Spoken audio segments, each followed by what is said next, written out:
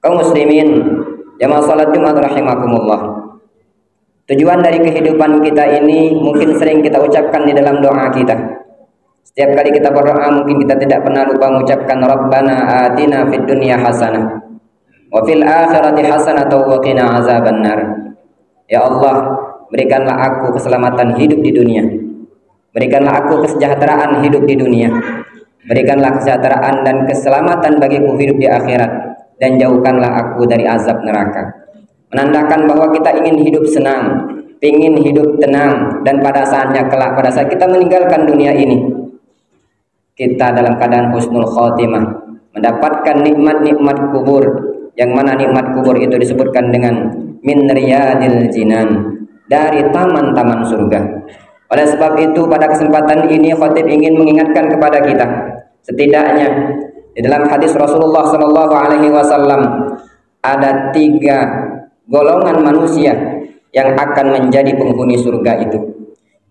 Dalam riwayat Imam Muslim, Rasulullah Sallallahu Alaihi Wasallam bersabda, Ahlul Jannah salas, zu sultanin muqsitun muwaffiqun, wa rajulun rahimun rafiqul qalbi likulli dhi qurba wa muslim, wa afiqun muta'affiqun zu ayalin.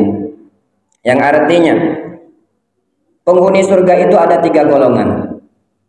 Yang pertama, zu sultanin muqsitin muwaffiqin, yaitu orang yang mempunyai kekuasaan. Berarti dia seorang pemimpin. Namun dengan kepemimpinan yang diberikan oleh masyarakat, yang diamanahkan oleh konstitusi atau diamanahkan oleh rakyat, dia mampu berlaku adil dan berbuat baik. Kaum muslimin jamaah salat Jumat rahimakumullah. Ini golongan yang pertama yang mana orang ini akan menjadi penghuni surga. Seorang pemimpin yang Allah amanahkan kepadanya menjadi seorang pemimpin, dengan kepemimpinannya itu dia mampu berlaku adil, mampu berbuat baik. Kalau kita lihat di hadis yang lain, Rasulullah Shallallahu Alaihi Wasallam menyebutkan, kullukum ra'in. Kita ini adalah seorang pemimpin. Bisa saja tingkatan-tingkatannya yang berbeda. Kalau dalam keluarga, seorang suami, seorang bapak, seorang ayah, dia adalah seorang pemimpin di dalam keluarganya. Maka berlakulah adil dalam keluarga. Jika engkau sebagai ketua RT, sebagai Pak Lurah, sebagai Pak Camat, sebagai wali kota, ataupun seterusnya sebagai seorang pemimpin negara, berlakulah adil. Karena tiketmu masuk ke dalam surga berbeda dengan mereka yang mungkin sehari-harinya sibuk dengan aktivitas-aktivitas lain.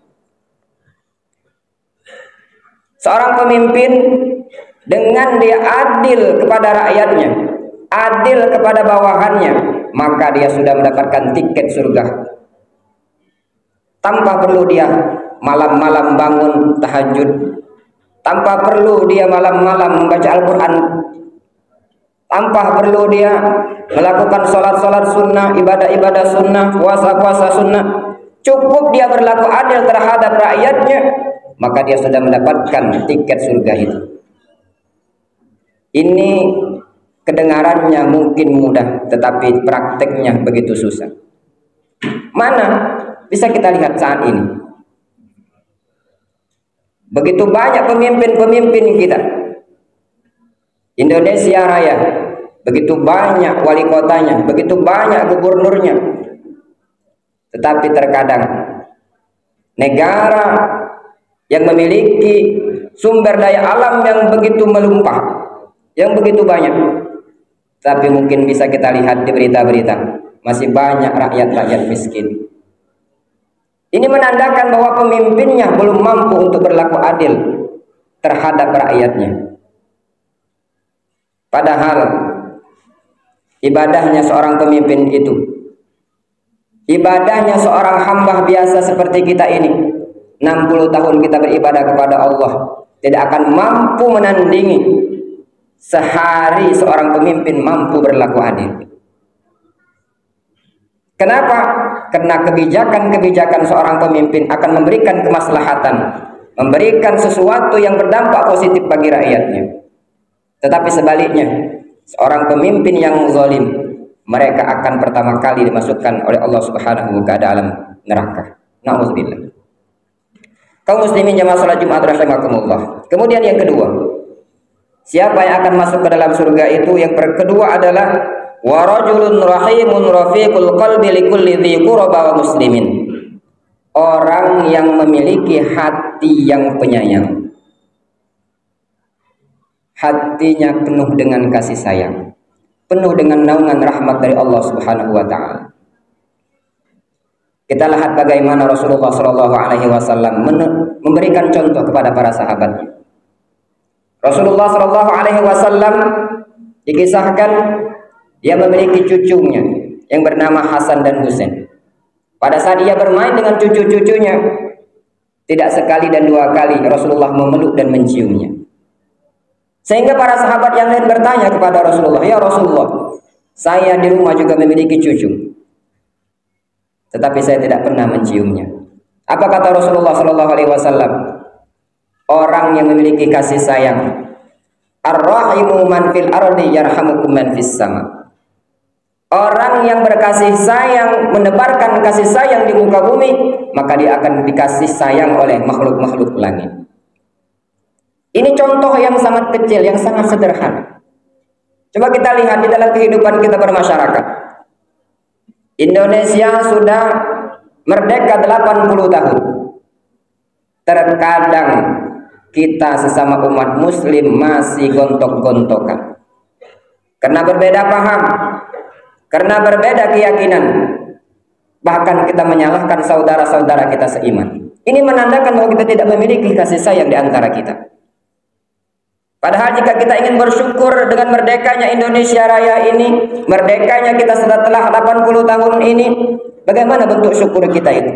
Bukan hanya dengan hormat kepada bendera, bukan hanya kita memasang bendera di setiap depan rumah kita, memasang umbul-umbul di setiap jalan dan kantor, bukan hanya sekedar itu. Tapi bentuk syukur kita diberikan oleh Allah Subhanahu wa taala kemerdekaan ini. Mari kita jaga kerukunan di antara kita. Berikan kedamaian di antara kita.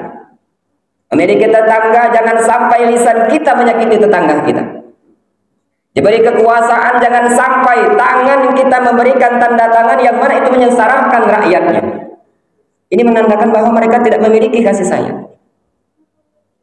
Tetapi kalau kita memiliki kasih sayang, lisan kita jaga, tangan kita jaga, tingkah laku kita jaga, akhlak kita jaga dalam pergaulan kita.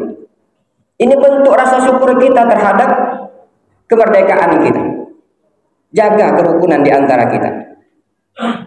Punya anak, punya istri di rumah, bagaimana kerukunan dalam rumah tangga bisa terjaga? Itu salah satu bentuk syukur kita diberikan kenyamanan dan diberikan kemerdekaan oleh Allah Subhanahu wa taala. Bisa kita bayangkan bagaimana dengan saudara-saudara kita yang ada di Gaza? Bagaimana dengan saudara-saudara kita yang di tempat-tempat minoritas? Dia tidak bisa merasakan kenyamanan, keamanan dalam beribadah kepada Allah Subhanahu wa taala. Kaum muslimin jemaah salat Jumat rahimakumullah. Suatu ketika Rasulullah sallallahu alaihi wasallam ditanya, "Wahai Rasulullah, saya ini memiliki tetangga, yang mana tetangga saya ini puasa setiap hari, puasa sunnah ia lakukan. Al-Quran setiap bulan dia selesai, dia tamatkan.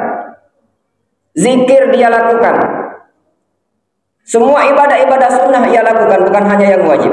Tetapi satu ya Rasulullah, mulutnya sangat menyakitkan jika berbicara."